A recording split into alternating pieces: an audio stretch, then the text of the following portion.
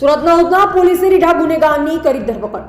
આરોપીએ બીઆરટીએસ બસનો કાર તોડી ડ્રાઈવર ક્લીનર સાથે કરી હતી મારામારી। આરોપીએ શહેરના અલગ અલગ વિસ્તારોમાં મોપેડ ચોરી, સોનાની ચેઇન સ્નેચિંગ કરી ફરાર થયો। ઉધના પોલીસે બાતમી આધારે આરોપી સાહેબ ઝાકીર શેખને પકડી પાડ્યો। આરોપી ઉધના, ગોડાદરા, સલામતપુરા, પૂર્ણા પોલીસ મથકમાં નોંધાયેલ મોપેડ ચોરી, સોનાની ચેઇન સ્નેચિંગ ગુનામાં સામેલ હતો। પોલીસે આરોપી પાસેથી રૂપિયા 2 લાખથી વધુનો મુદ્દામાલ કબજે કરી કાર્યવાહી હાથ ધરી।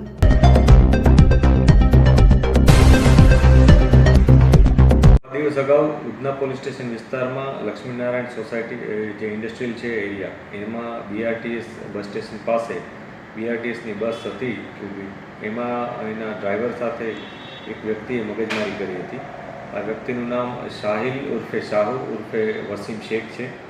એણે બીઆરટીએસના જે ડ્રાઈવર હતા એના સાથે મારામારી કરી, એને ચપ્પુ બતાવ્યું હતું અને બસનો કાચ તોડીને ત્યાંથી નાસી ગયો હતો। પોલીસ આ આરોપીને શોધતી જ હતી। પોલીસે જ્યારે આરોપીને પકડ્યો ત્યારે એની પાસેથી એક રેમ્બો છરો, એની પાસેથી બે સોનાની તૂટેલી ચેઇન, એક મોબાઈલ અને એક મોપેડ મળી આવ્યું હતું। પોલીસે આ બાબતે વધુ ઊંડાણપૂર્વક તપાસ કરતાં ખ્યાલ આવ્યો હતો કે આ તમામ વસ્તુઓ એની ચોરીની છે, કે જેમાં એણે મોબાઈલ છે અને એક સોનાની ચેઇન એ ગોડાદરા પોલીસ સ્ટેશન વિસ્તારમાંથી ચોરી હતી, જે ત્યાં બંને આ ગુના નોંધાયા હતા। આ બંને ગુના ડિટેક્ટ કરવામાં આવ્યા અને સાથે સાથે પૂનામાંથી એણે મોબાઈલ સ્નેચિંગ કર્યું હતું, એ પણ મળી આવ્યું છે। એક મોપેડ હતી, એ પણ ગોડાદરાથી એણે ચોર્યું હતું, એ પણ મળી આવ્યું છે। આવી રીતના કુલ 4 ગુના ડિટેક્ટ કરવામાં આવે છે। આ ઉપરાંત એક વધારાની જે સોનાની ચેઇન હતી એ આરોપી કબૂલ કરે છે કે એણે HTC market Salamatpura police station વિસ્તારમાં કોઈ જગ્યાએથી ચેઇન સ્નેચિંગ કર્યું હતું। પોલીસ અત્યારે જે ફરિયાદી છે એની તપાસ કરી રહી છે। જ્યારે ફરિયાદી મળી જશે ત્યારે એની આગળની ફરિયાદ લઈ અને અમે કાર્યવાહી કરીશું।